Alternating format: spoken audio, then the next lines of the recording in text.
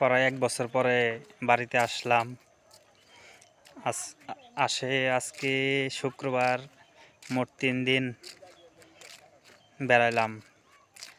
আজকে আবার ঢাকা চলে যাব। সবাই দোয়া করবেন।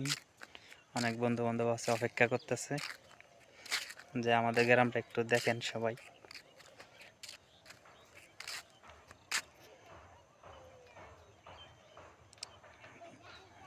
বাড়িঘর পাতলা, ধানের জমি সব।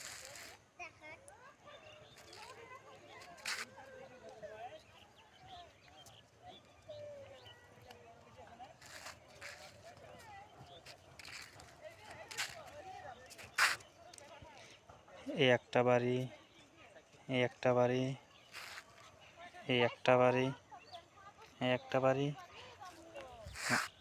আমাদের বাড়ি হয়েছে এটা। সবাই ভালো থাকবেন, সুস্থ থাকবেন। অবশ্যই দৃশ্যটা কেমন লাগলো কমেন্টে জানাবেন। খুদা হাফেজ।